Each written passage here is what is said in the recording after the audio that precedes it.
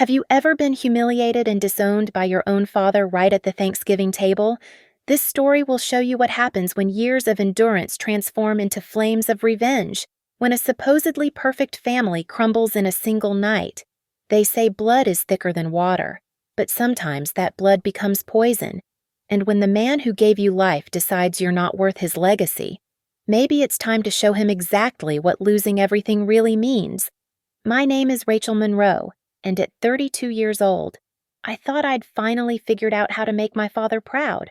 Spoiler alert, I was wrong. I live in Cleveland, Ohio, in a modest two-bedroom house that I'd scraped together enough money to buy last year. Nothing fancy.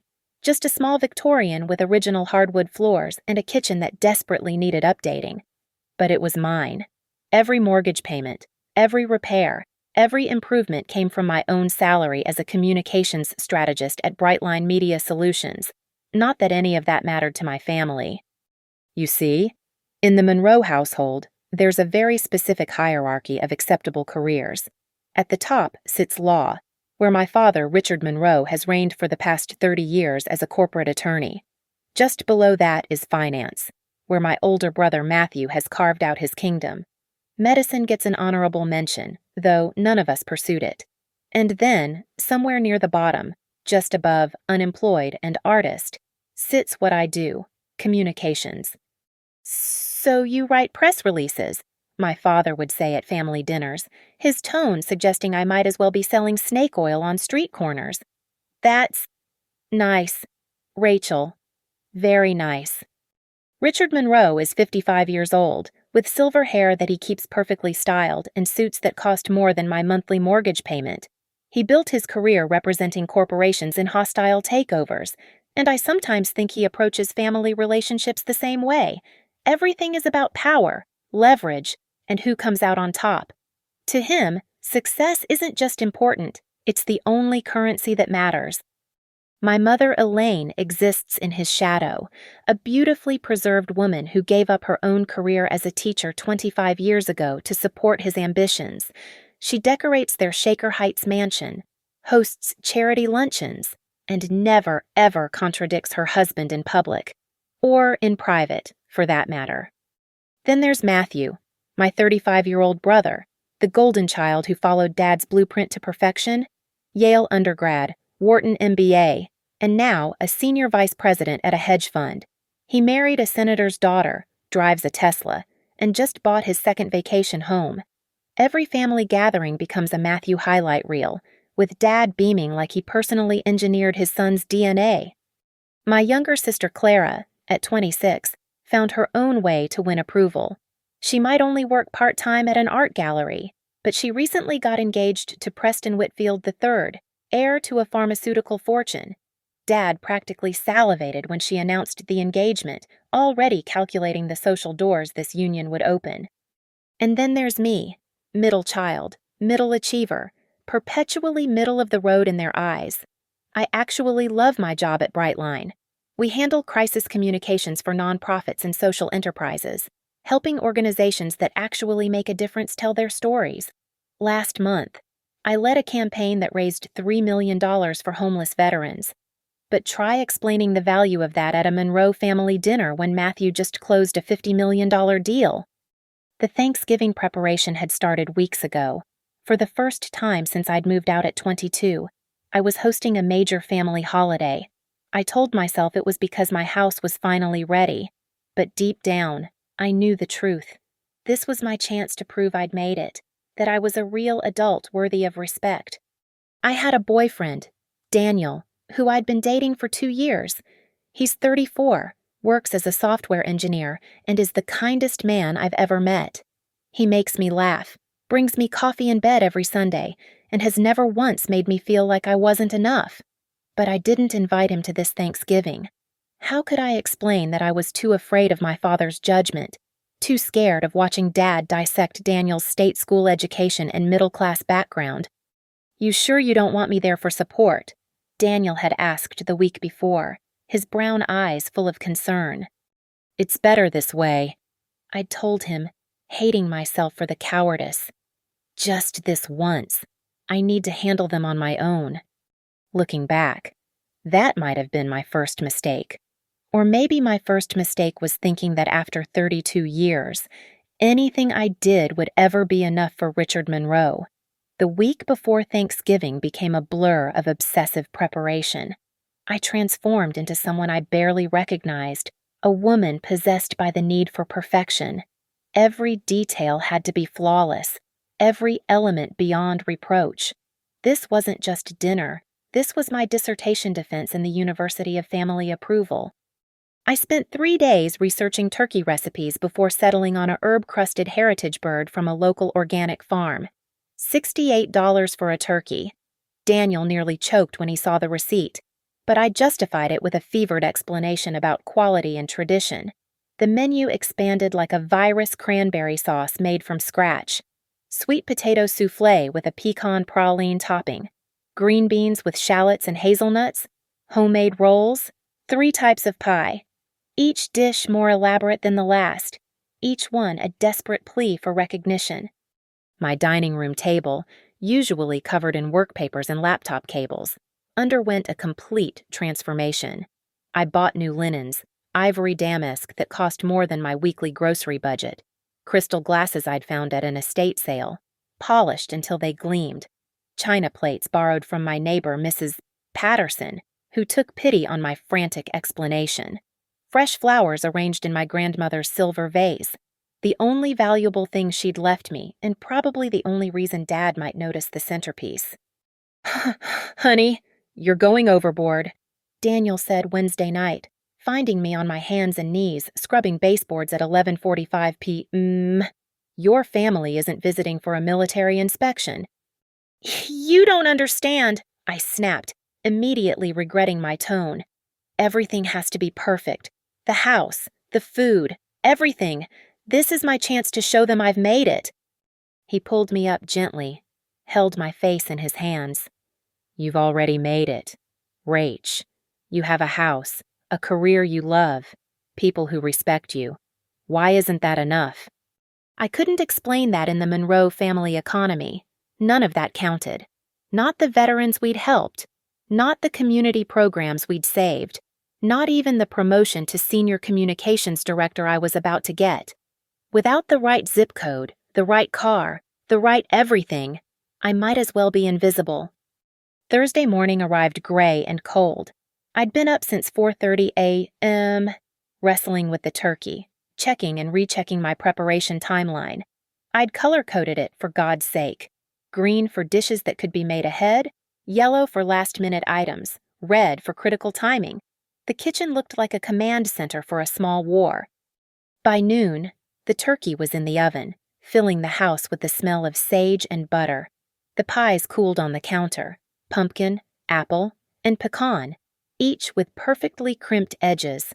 I'd even made decorative leaves from the leftover pie crust, because apparently I'd lost my mind completely. At 1 p.m., disaster struck.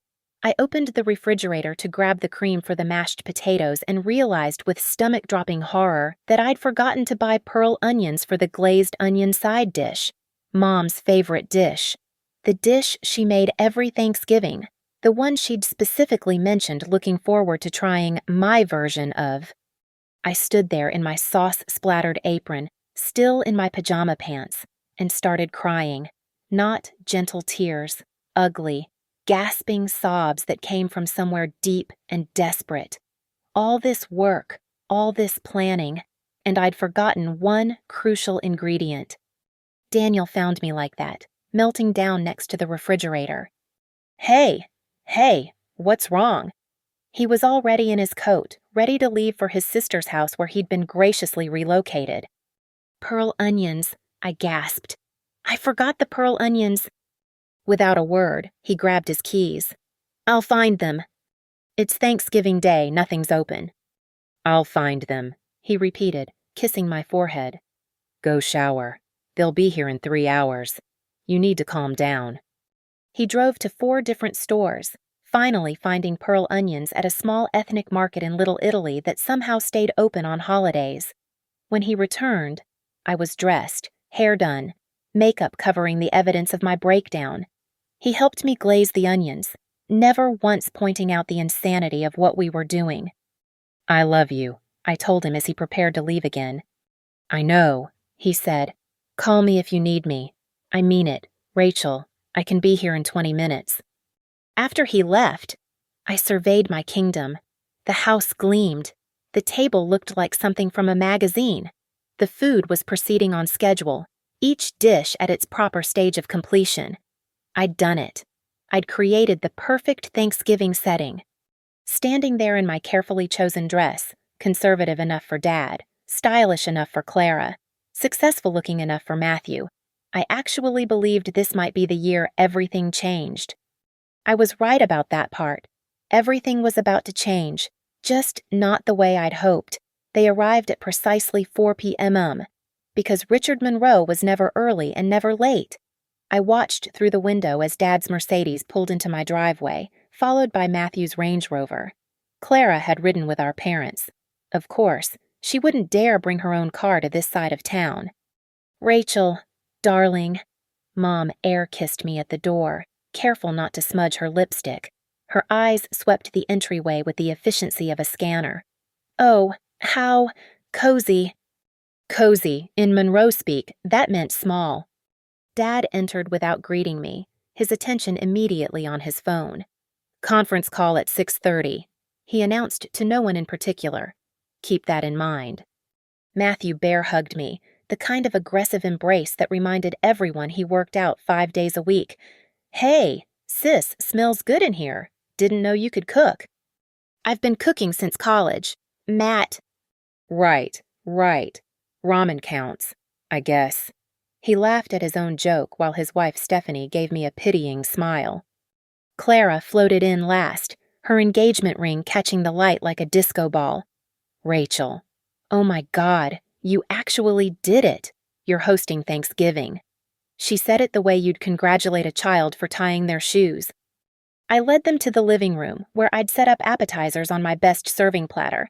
Dad surveyed the room, his expression unreadable. "Interesting choice with the wallpaper." "It's original to the house, from 1920. Shows its age." Mom settled onto my couch, testing it like she expected it to collapse. "Now, Rachel, tell us about this promotion you mentioned on the phone. Something about senior communications director," I said, trying to inject confidence into my voice. "It's not official yet, but my boss strongly hinted it's mine. It comes with a 30% raise and—" "That's wonderful, dear," Mom interrupted, already turning to Clara. "Now, Clara, tell us more about the wedding venue. The country club, wasn't it?" Clara launched into a detailed description of her June wedding plans while I excused myself to check the turkey. In the kitchen, I gripped the counter and practiced deep breathing. 3 more hours. I could do this.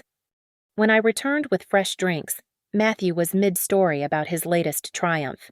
So I told them, either we restructure the entire portfolio or I walk.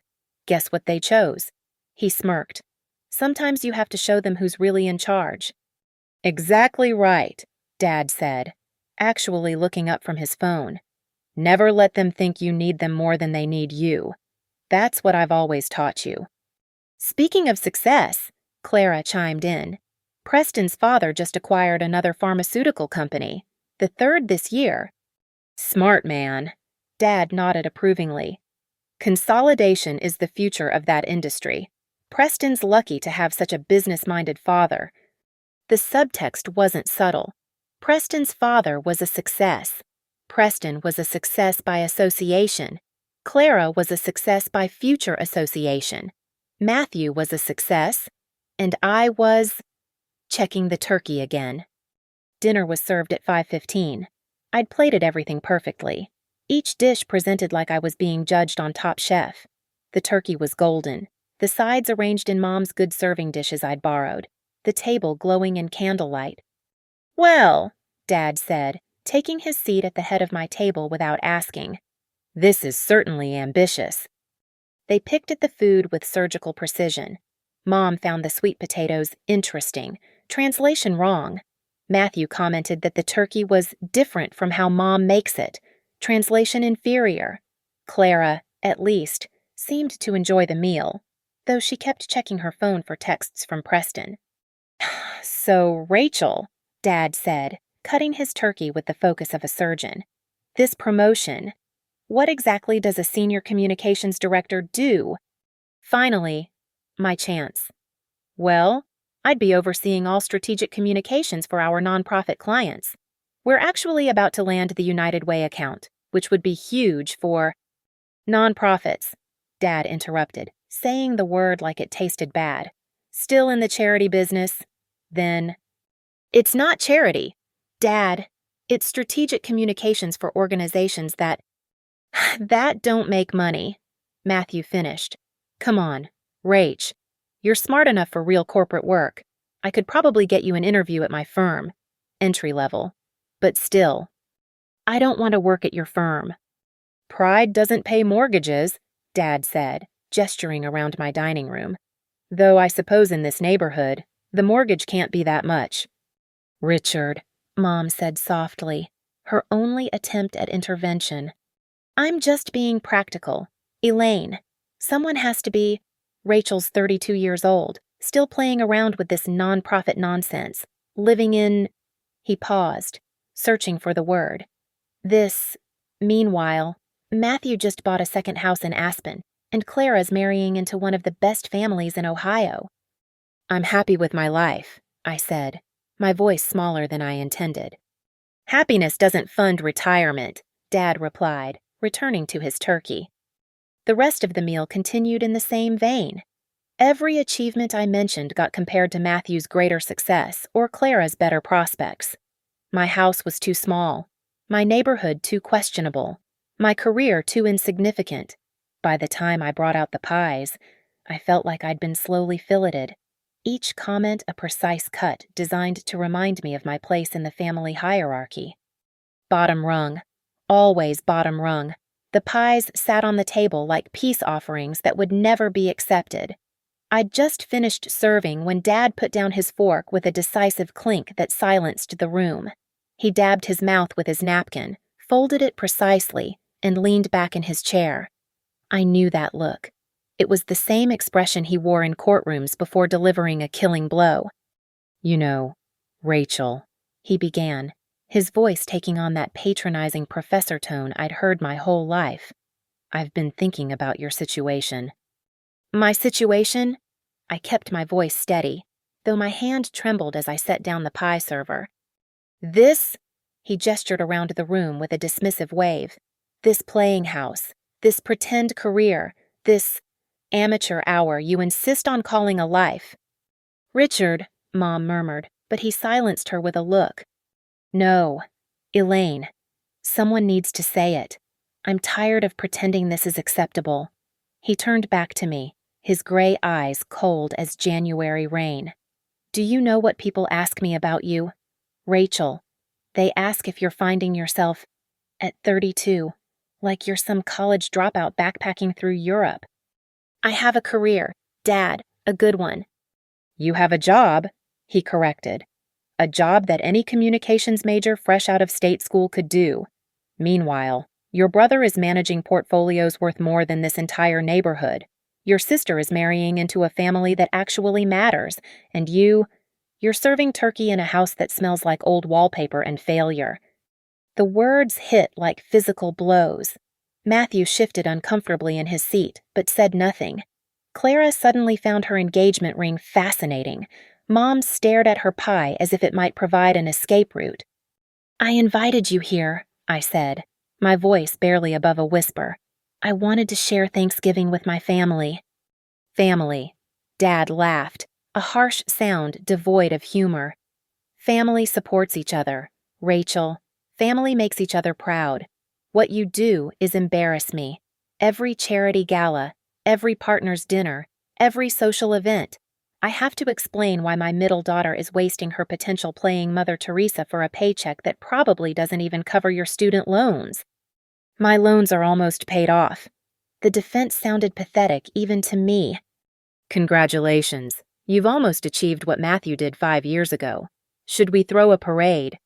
Something inside me, something that had been bending for 32 years, finally snapped.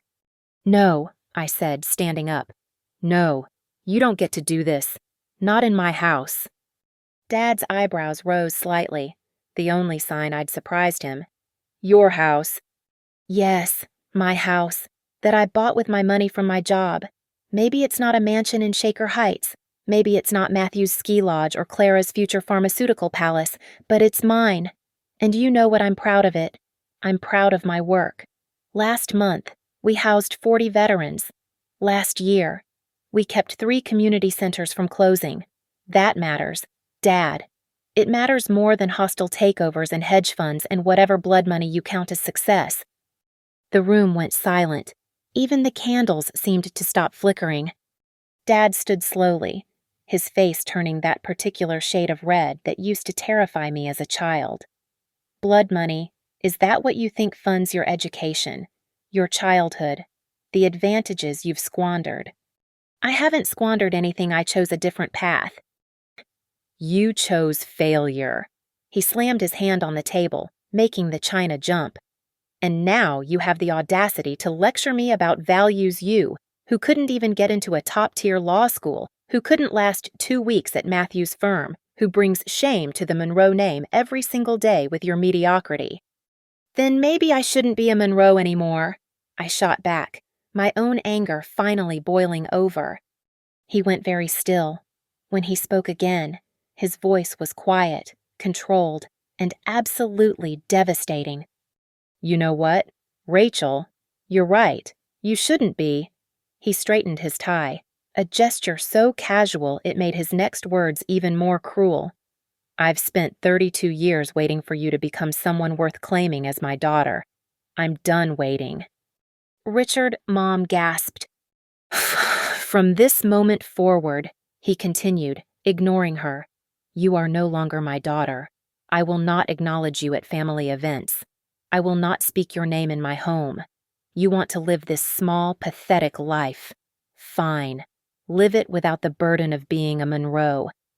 He picked up his coat from the hall closet, every movement deliberate and final. "Matthew, Clara, we're leaving." "Dad, wait!" Clara started, but he cut her off with a look. "Now." Mom stood, tears in her eyes, but her loyalty clear. She wouldn't fight him. She never did. Matthew muttered something about things getting out of hand, but he was already following Dad to the door. Clara squeezed my hand briefly, whispering, "I'm sorry," before hurrying after them.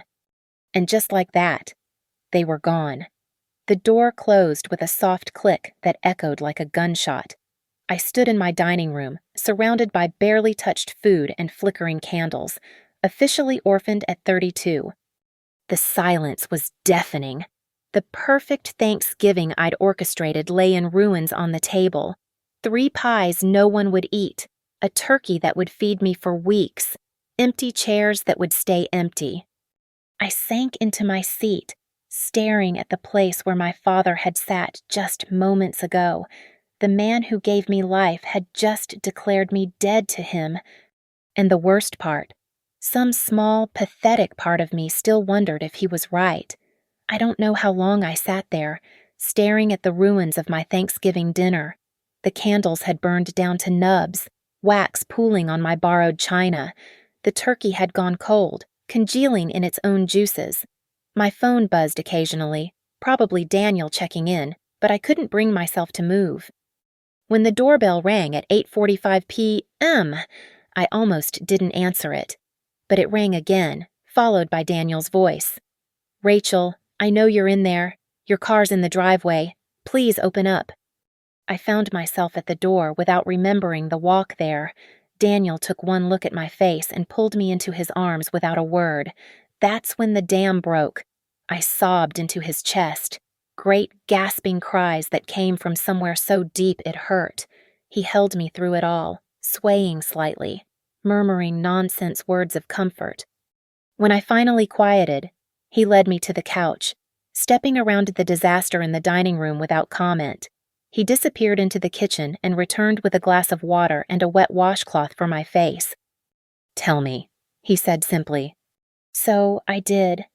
Every word, Every cruel comment, every moment of the disaster. When I got to the part where Dad disowned me, Daniel's jaw tightened, but he didn't interrupt. "He's right, though," I said when I finished. "I am a failure. Look at this place. Look at my life. I'm 32 and playing pretend that I matter." Daniel was quiet for a long moment. Then he stood up, walked to the dining room, and returned with one of the place cards I'd made. My name in careful calligraphy, Rachel Monroe. "You know what I see when I look at this?" he asked. I shook my head. "I see someone who spent a week preparing a meal for people who don't deserve her. I see someone who houses veterans while her father helps corporations destroy jobs. I see someone who literally saves community centers while her brother makes rich people richer." He sat back down, taking my hands. "Your father didn't disown you tonight, Rachel. He set you free." Free. I laughed bitterly. I just lost my entire family. "No, you lost people who made you feel worthless for choosing meaning over money. There's a difference." He squeezed my hands. "Do you know why I fell in love with you? It wasn't because of your last name or your father's connections. It was because you're the only person I know who cries at those veteran housing ceremonies. Because you work 60-hour weeks for half what you could make elsewhere. Just because you believe in what you do." "But what if he's right? What if I am wasting my potential?" "So, your potential for what to be miserable in a corner office, to become another Matthew, stressed out and cocaine dependent." "Matthew doesn't do cocaine," I said automatically. Daniel raised an eyebrow. "Rachel, come on." I thought about Matthew's frequent bathroom breaks, his jittery energy, the way his nose always seemed to be running. "Oh. Your father created 2 children in his image. One's an addict and the other's marrying for money. And then there's you, actually making the world better. Who's the success here?" I wanted to believe him, but 32 years of conditioning doesn't break easily. "He's my father. How can he just cut me off like that?"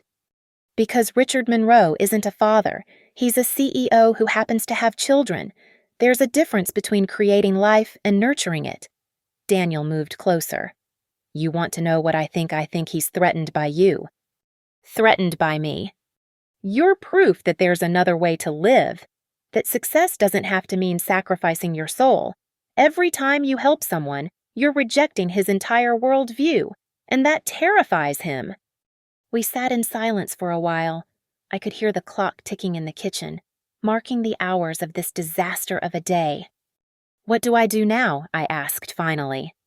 "First, we're going to clean up this dining room. Then we're going to eat some of that pie because it looks amazing and I haven't had dessert. And then..." He paused, studying my face. "Then you're going to decide who Rachel is when she's not trying to be a Monroe." "I don't know who that is." "Good. That means you get to find out." We cleaned in companionable silence. Daniel packed away the food while I cleared the table. When he found the pearl onions, the ones he'd driven all over Cleveland to find, he held them up with a sad smile. "Your mom never even mentioned them. Did she?" "No." He tossed them in the trash with perhaps more force than necessary. "Their loss." Later, we sat on the couch eating pie straight from the tin, something that would have horrified my mother. The apple pie was actually perfect, I realized. Flaky crust, tender fruit, just the right amount of cinnamon. Dad hadn't even tasted it. You know what the funny thing is," I said, scraping my fork against the tin. "I spent all this money, all this time, trying to prove something to someone who had already decided I was worthless. He didn't come here to see if I'd succeeded. He came here to confirm I'd failed. So what are you going to do about it?" I thought about that question. Really thought about it. The old Rachel would have spent weeks trying to win him back, apologizing, debasing herself for another crumb of approval. But sitting there in my small house with its old wallpaper, eating pie with a man who loved me for exactly who I was, I felt something new stirring. Not forgiveness, not acceptance. Something harder and sharper. "I don't know yet," I said, "but I'm done being the family failure." Daniel smiled, but there was something dark in it, something that matched the feeling growing in my chest. Good, because the Rachel I know doesn't fail. She just hasn't decided to win yet. He was right. I'd spent 32 years playing by Richard Monroe's rules, accepting his definition of success. But he'd just changed the game. He'd cut me loose, thinking he was punishing me. He had no idea what he'd just unleashed. The next 2 weeks passed in a strange haze. I went to work, came home, and tried not to think about the fact that my family had vanished from my life. Clara sent one text. "Dad's serious about this. I'm sorry," before going silent. Matthew didn't reach out at all. Mom might as well have never existed. But beneath the hurt, something else was building. A cold, calculating anger that surprised me with its intensity. Daniel noticed the change immediately. "You're planning something," he said one evening, finding me at my laptop surrounded by legal documents and news clippings. "Just research," I replied, not looking up from an article about corporate liability and real estate fraud. The truth was, I'd started digging into my father's firm the day after Thanksgiving. At first, it was just curiosity. What exactly did Richard Monroe do that made him so superior? But the more I dug, the more interesting things became. Monroe and Associates specialized in corporate takeovers, but their biggest client was Apex Development Group, a real estate conglomerate that had been buying up properties all over Ohio. Nothing unusual there, except for the pattern I started noticing in the acquisitions. Low-income neighborhoods, community centers, senior housing, all purchased through shell companies, all demolished within months, all replaced with luxury developments that pushed out longtime residents. It was legal, technically, but the methods they used, threatening code violations, manipulating property assessments, using city connections to expedite condemnations, lived in that gray area my father had made his fortune exploiting. The breakthrough came from an unexpected source. Janet Morrison, a former client from my nonprofit days, called me at work 3 weeks after Thanksgiving. "Rachel, I know this is random, but you used to help with that community center on the east side, right? The one that got shut down last year." "Riverside Community Center. Yes, we tried to save it, but the building was condemned." "That's just it. It wasn't supposed to be. My nephew works in city planning. He says the inspection report was altered after the fact. Someone wanted that building gone." My pulse quickened. "Do you have proof?" "He has the original reports." "But Rachel, he's scared. The development company that bought the land your father's firm represents them." I met Janet's nephew that evening in a coffee shop downtown. Marcus was 26, nervous, and carried a flash drive like it contained nuclear codes. "I could lose my job for this," he said, sliding it across the table. "Why are you risking it?" "My grandmother went to that community center every day for 15 years. After it closed, she declined fast, died 6 months later." His jaw tightened. "They didn't just take a building. They destroyed a community." The flash drive contained everything: original inspection reports, emails discussing the need for flexibility in assessments, and most damning, a memo from my father's firm outlining the strategy to expedite condemnations in target neighborhoods. But it was a name in one email thread that made my blood run cold: Judge Harrison, the same judge who'd ruled on 3 contested condemnations, all in favor of Apex Development, the same judge who was my father's golf buddy and whose son worked at Monroe and Associates. "This is conspiracy," Daniel said when I showed him everything. "This is actual criminal conspiracy." "It's more than that," I said, pulling up another document. "Look at the timing of these transactions. Every single one happened right before major development announcements that sent property values soaring. Someone was feeding them insider information from the city." "Your father." "His firm, definitely. Him personally, I need more proof." That proof came from the most unlikely source. The week before Christmas, I ran into Stephanie, Matthew's wife, at a downtown restaurant.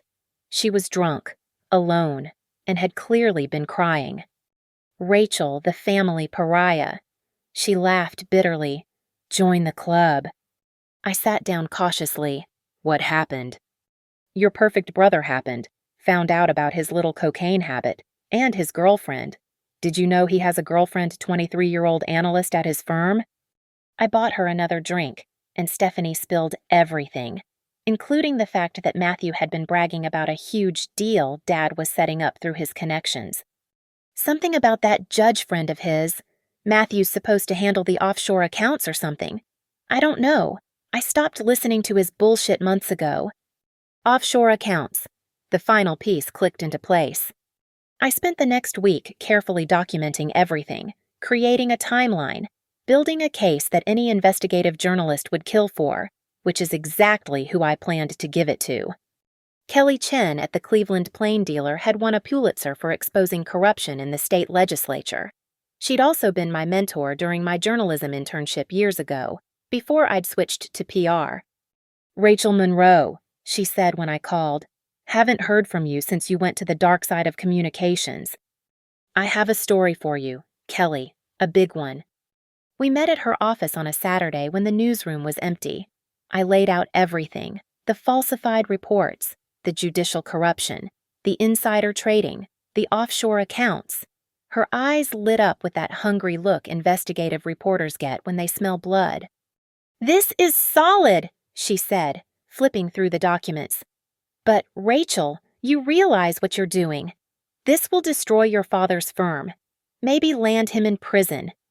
I thought about Thanksgiving, about 32 years of being told I was worthless, about him looking me in the eye and saying I was no longer his daughter. "He's not my father anymore," I said. "He made that very clear. I'm just a concerned citizen now." Kelly studied me for a long moment. "You sure about this? Once I start pulling threads, there's no stopping it." "I'm sure, but I need something from you." "Name it." "Hold the story until December 26th. I want him to have one last perfect Christmas before his world burns down." She smiled, sharp and understanding. "You really are Richard Monroe's daughter, aren't you? He taught you well." "He taught me everything," I agreed, including how to go for the throat. Christmas Day passed quietly. Daniel and I spent it at his sister's house, where no one asked why I wasn't with my own family. I kept my phone close, waiting. Kelly had promised to publish the story online at 12:01 a.m. on December 26th, with the print edition hitting doorsteps by 6 a.m. At 12:15, my phone buzzed. A link from Kelly. "Merry Christmas. Rachel. It's live." The headline screamed across my screen: "Exclusive major Cleveland law firm orchestrated real estate fraud scheme. Documents show." The article was devastating. Kelly had done additional digging, finding 3 more whistleblowers and a paper trail that led straight to my father's personal accounts. She'd connected the dots between the condemned properties and the offshore shells, between Judge Harrison's favorable rulings and his son's suspicious bonus payments. Monroe and Associates wasn't just implicated. They were exposed as the architects of a conspiracy that had displaced hundreds of families and destroyed multiple communities. By 6 a.m., the story had been picked up by the Associated Press. By 8 a.m., it was trending on social media. By 10 a.m., the FBI had issued a statement confirming an investigation. My phone exploded with calls and texts. I ignored them all except one from Clara. "Did you do this?" I didn't respond. The first domino fell at 2 p.m. Judge Harrison announced his immediate retirement to focus on personal matters. By 4 p.m., 3 major clients had terminated their contracts with Monroe and Associates. By 6 p.m., the State Bar Association had announced a formal ethics investigation. Matthew called 17 times. Mom called 12. Dad didn't call at all. The next morning, December 27th, Kelly published the follow-up, "Monroe and Associates Partners Flee as Federal Investigation Expands." 2 senior partners had already lawyered up. The firm's assets had been frozen pending investigation. But the real blow came from an unexpected source. Someone, Kelly wouldn't reveal who, had leaked recordings from the firm's conference room. My father's voice, clear and contemptuous, discussing how to clean out the garbage from neighborhoods to make way for real development, him laughing about the community center closures, him instructing his team to bury any complaints from displaced residents. The court of public opinion convicted him instantly. By Thursday, 3 days after Christmas, Monroe and Associates had effectively ceased to exist, clients gone, partners scattered, federal agents carrying boxes out of the building in full view of news cameras. My father's carefully built empire had crumbled in less than 72 hours. That's when he finally called me. "You did this," he said without preamble when I answered. "Did what I asked," my voice steady. "Don't play games with me, Rachel. I know you fed them the story." "I'm not your daughter anymore. Remember, why would I know anything about your business?" Silence. Then, "They're freezing my accounts. All of them. Your mother's too." "That must be difficult." "Difficult," his voice cracked with rage. "I'm facing federal charges. My firm is destroyed. My reputation—" "Your reputation was built on destroying communities," I interrupted.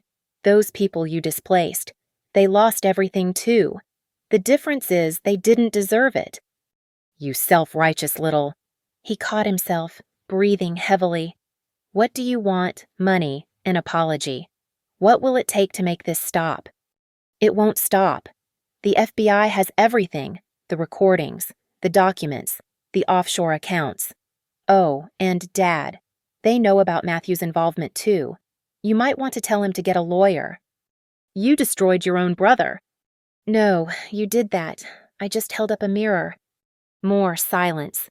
When he spoke again, his voice was different, older, defeated. "Why?" "You know what the ironic thing is," I said, looking out my window at the snow beginning to fall. "If you'd just eaten the turkey and said it was good, none of this would have happened. If you'd just once, just one time, told me you were proud of me, I would have kept your secrets forever. This is about Thanksgiving. You destroyed everything because of hurt feelings." "No, Dad, I destroyed everything because you taught me to. Remember all those lessons about going for the throat, about showing them who's really in charge, about never letting anyone think they're better than you?" I laughed, short and bitter. "Congratulations. I finally became the daughter you raised me to be." "I'll fight this," he said. "I'll find a way to prove you fabricated—" "With what money? With what lawyers who's going to defend Richard Monroe now that everyone knows what you really are?" I heard him breathing, harsh and ragged. For a moment, I almost felt sorry for him. Almost. "You were right about one thing," I continued. "I was playing amateur hour, but not anymore. This is what professional destruction looks like. This is what happens when you teach someone exactly how to win and then make them your enemy." "Rachel." "Goodbye, Richard. Don't contact me again. Oh, and you should probably check on Matthew. I heard Stephanie's divorce lawyer is particularly good with hidden assets. Turns out cocaine habits and offshore accounts leave quite a paper trail." I hung up before he could respond. Daniel found me sitting in the dark that evening, staring at my phone. "You okay?" he asked. "The Bar Association just announced Matthew's suspension pending investigation," I said. "Clara's engagement is off. The Whitfields released a statement distancing themselves from the family. Mom's charity boards are asking her to step down." Having second thoughts, I thought about it, really examined my feelings. The family that had rejected me was destroyed. The man who'd said I was no longer his daughter had lost everything that mattered to him. I'd won. "No," I said finally. "No second thoughts." "Good," Daniel said, sitting beside me. "Because Kelly just texted. The FBI wants to talk to you about testifying. Apparently, your evidence is the cornerstone of their case." I looked at my phone, at the text from Kelly. "You're the hero in this story, the daughter who chose justice over family. They want to give you a commendation." A hero. After 32 years of being the family failure, I was going to be commended for bringing them down. "There's something else," Daniel said carefully. "Your promotion came through today. Senior Communications Director. Your boss said your work on maintaining ethics in crisis situations made you the obvious choice. I laughed, really laughed, for the first time since Thanksgiving. Richard Monroe had disowned me to protect his precious reputation and legacy. Now, his reputation was destroyed, his legacy was federal prosecution, and I was rising from the ashes of the family he'd burned. New Year's Eve arrived with a blizzard that shut down half of Cleveland. I stood at my living room window, watching the snow erase the world outside, when the doorbell rang at 7:45 p.m. I knew who it was before I opened the door. Richard Monroe stood on my porch, looking like a ghost of his former self. His usually perfect hair was disheveled, his expensive coat hung loosely on diminished shoulders. The man who once commanded boardrooms couldn't meet my eyes. "May I come in?" he asked. I stepped aside without a word. He walked into my living room, the same room he'd dismissed as cozy just 5 weeks ago. Now he sat on my couch like a man awaiting sentencing. "They seized everything yesterday," he said quietly. "The house, the cars, the accounts. Your mother is staying with her sister in Columbus." I said nothing. "Matthew's in rehab. Judge's orders. Stephanie took the kids and moved back to Michigan." He laughed bitterly. "Clara won't answer my calls. Apparently, being associated with me is social suicide now." "What do you want, Richard?" He flinched at the use of his first name. "I want to understand. Was destroying your entire family really worth it? Was your revenge that important?" "You destroyed the family. I just documented it." "Don't." His voice hardened, a flash of the old Richard. "Don't pretend this was about justice. This was about that night, about what I said." "You're right," I admitted, sitting across from him. "It was about that night. And every night before it, every comment about my worthless career, every comparison to Matthew, every time you looked through me like I didn't exist." "So you decided to make me not exist?" "No. I decided to show the world exactly who you are. The FBI has your files, Richard. They know about every family you displaced, every community you destroyed. They have the recordings of you laughing about it." I leaned forward. "I didn't destroy you. I just pulled back the curtain." He was quiet for a long moment. When he spoke again, his voice was barely above a whisper. "The federal prosecutor says if I cooperate fully, I might avoid prison. Just home confinement and financial penalties. But I'll be disbarred. Permanently." "Sounds like mercy to me." "Mercy." He looked around my small living room, taking in the photos on the mantel, Daniel and me, my colleagues at the veteran housing ceremony, the communities we'd helped save. No family photos. Not anymore. "Do you know what the worst part is?" he asked suddenly. "It's not the money or the reputation or even the charges. It's that you were right." I raised an eyebrow. "That night, when you said your work mattered more than mine, housing veterans, saving community centers." He laughed, hollow and defeated. "I spent 30 years destroying communities for profit. You spent 5 years trying to save them for pennies. Which one of us was the success?" "Is this where you apologize? Ask for forgiveness." "Would it matter if I did?" I thought about it, really considered it. "No." He nodded, seemingly unsurprised. "I came here to tell you something. The FBI offered me a deal. Full cooperation in exchange for leniency. They want me to testify about the whole network, the judges, the city officials, all of it. And I'm taking it. I'm going to burn it all down." He stood, straightening his coat. "You taught me that sometimes destroying everything is the only way forward." He walked to the door, then paused. "That promotion you got, Senior Communications Director, you earned it. Not because of this scandal, but because you're good at what you do. I read about your veteran housing project. 40 families housed in 1 month. That's impressive." It was the first real compliment he'd ever given me. It meant nothing now. "Goodbye, Richard." He looked at me one last time. "I know you'll never forgive me. I know I destroyed any chance of being your father long before that Thanksgiving dinner. But for what it's worth, the daughter I disowned, She's worth 10 of the daughter I wanted you to be." Then he was gone, disappearing into the snowing night. Daniel found me an hour later, still standing by the door. "You okay?" "He complimented me," I said, bemused.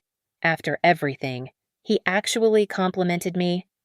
Too little, too late. About 32 years too late. We stood together, watching the snow fall. Somewhere out there, Richard Monroe was preparing to testify against everyone he'd once called friends. Matthew was in rehab. Clara was rebuilding her life. Mom was learning what it meant to exist without her husband's shadow. And me, I was standing in my small house with its old wallpaper, promoted and recognized, finally free of the need for Richard Monroe's approval. "Any regrets?" Daniel asked. I thought about Thanksgiving, about the family gathered around my table. That family was gone now, scattered and broken. But maybe it had always been broken. Maybe I'd just been the only one pretending it wasn't. "No," I said finally. "No regrets." My phone buzzed. Kelly, with a final update. "Richard Monroe pled guilty to all charges, sentencing in March. You really did it, Rachel." I deleted the message. Richard Monroe was yesterday's news. I had veterans to house, communities to save, a life to build with Daniel. I had work that mattered, people who valued me, and a future that belonged to me alone. The girl who'd sobbed over forgotten pearl onions was gone. In her place stood someone harder, sharper, and infinitely more dangerous. Someone who understood that power wasn't about money or connections or the right last name. Power was knowing exactly who you are and what you're capable of. And I was capable of anything. Richard Monroe had taught me that. Thank you so much for listening to my story. I'd love to know where you're listening from. Drop a comment and let's connect. If this story resonated with you, please subscribe to the channel and share your thoughts below. Have you ever had to stand up to family members who didn't value you? How did you find the strength to choose yourself? I read every comment and would love to hear your experiences.